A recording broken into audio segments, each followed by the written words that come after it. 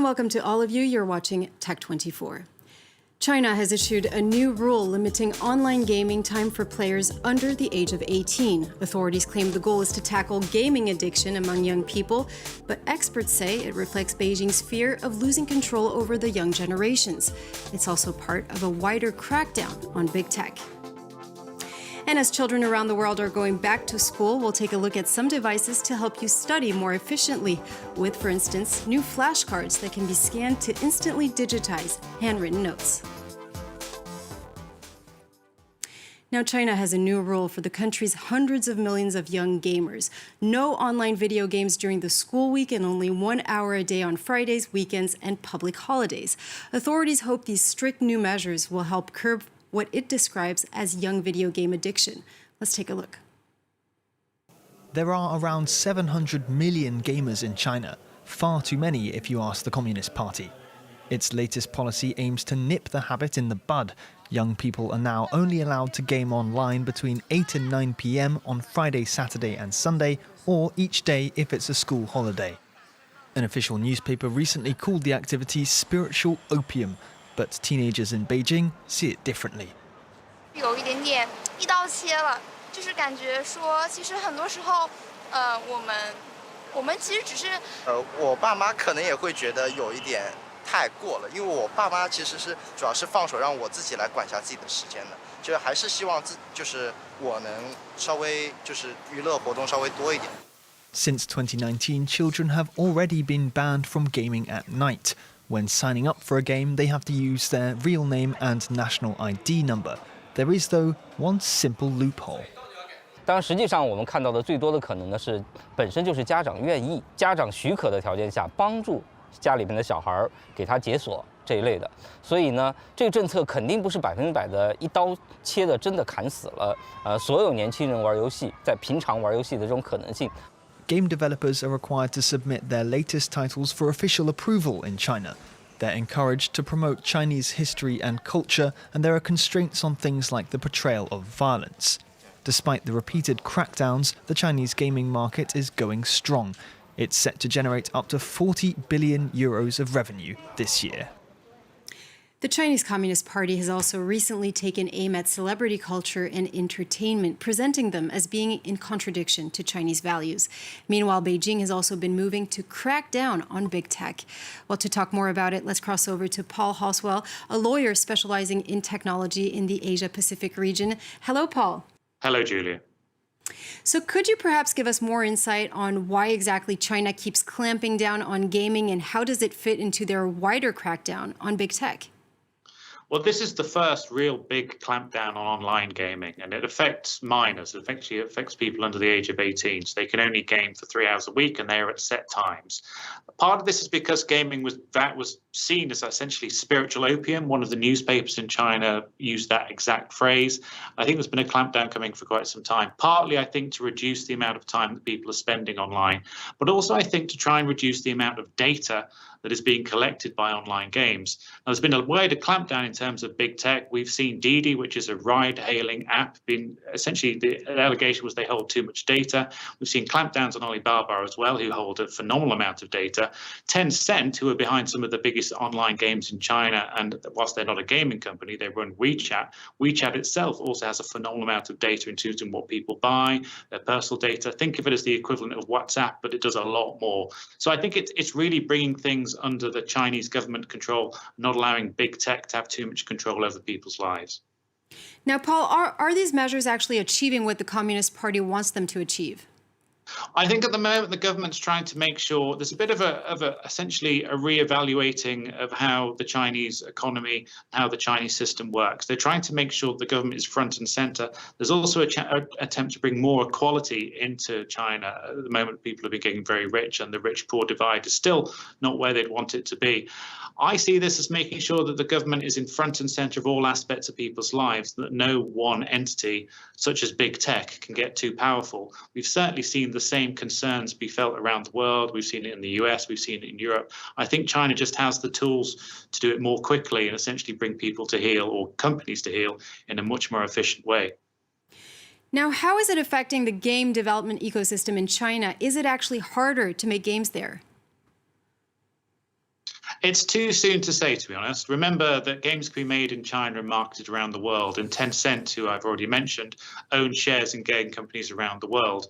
I do think it will affect the esports industry in China, or at least their competitiveness in terms of producing esports athletes, because most athletes are probably under the age of 18 when they start gaming, and 3 hours a week, let's be honest, isn't really going to cut it. But I think in terms of the wider gaming community, I do think Tencent and other gaming companies will essentially look west. They'll start to try and attract gamers in those jurisdictions, which, to be honest, is already happening. But we'll see how much success they have, and we'll have to wait and see what the impact is on their domestic market. Paul Hoswell, thank you very much indeed for that.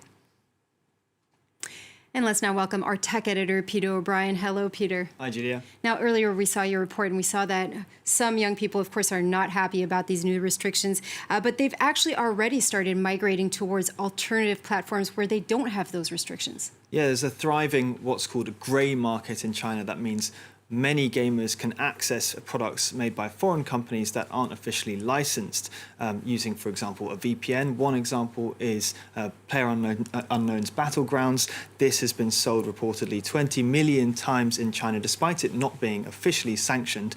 And around 50 million Chinese gamers can access the platform Steam, which is a games marketplace developed by Valve, an American company. For some reason, this hasn't been blocked by the Great Firewall of China. There they can access a vast catalogue of unlicensed games. Now, in February, Steam released a Chinese version which complies with the rules, but for now it doesn't have many users or many games. Now, the saga reminds me of how some movies were censored back in the 20th century, for instance, in the United States. Yeah. But actually, some other states have already felt threatened by other video games. Yeah, it's kind of the 21st century equivalent of that. In Germany, it was, until recently, one of the strictest places in the world for censoring violence in video games. So it previously banned or censored titles, including very popular ones like Call of Duty, GTA and Mortal Kombat.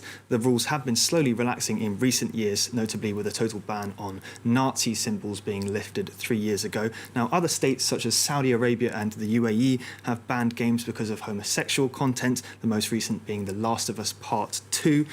Sometimes games are banned for geopolitical reasons as well. You might remember when Battlefield 3 was banned in Iran because there were complaints it was American propaganda. It all centered around a mission where there was a US military raid on Tehran, attacking a fictional leader of a terrorist group. In general, though, I'd say that games nowadays are banned and censored much less often than they were at the start of the 21st century.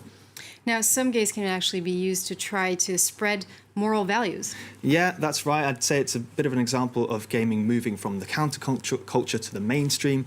If you look at UNESCO, they now sponsor games that promote ideas like multicultural dialogue, things like peace building and sustainability.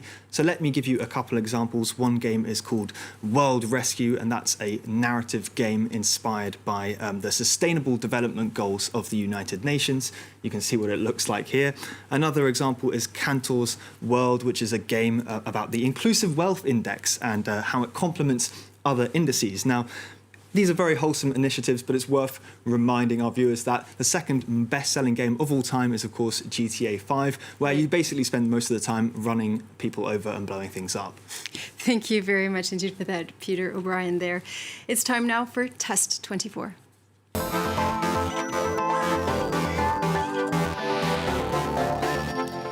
Today on the set of Test 24, we're going back to school with some handy kit to make you the smartest student in class. Well, Peter, I'm sure you have fond memories of these flashcards, don't you? More like deep-set trauma, actually, Julia. I thought I'd never have to hold them again, but here I am with the Oxford Flash 2.0 flashcards, which is an absurdly techie name for what are essentially just bits of card. But they are quite clever because they're recognised by the Scribsy smartphone or tablet app, which when you take a picture of the flashcards on the front and back, it recognises them via the little symbols in the corner of the cards and stores them in neat little folders. So this means that even if you don't have your flashcards with you, you can revise anywhere. Joyous, I know. Now, for those who already studied with flashcards, sometimes we use so many of them. It feels like if you have to digitize every single one of them, it can take up so much time, right? Yes. Of course, there are quicker ways to digitize your handwriting. One quite well-known one is Moleskino's Smart Writing Set. So their pen actually comes with an infrared camera. So when you're writing on their special notebook, all your notes will be transferred in real time to your device. And another option is Remarkable, which is trying to create the most paper-like tablet in the world. It's certainly the most paper-thin, but neither of these come at, of course, the cost of paper. They're a lot more expensive than that. Right, but I've actually tried them, and it's very impressive, Yeah. very instantaneous. Thank you very much, Peter, for that. It brings us to the end of this week's edition of Tech 24. We hope you enjoyed it, and we'll see you soon.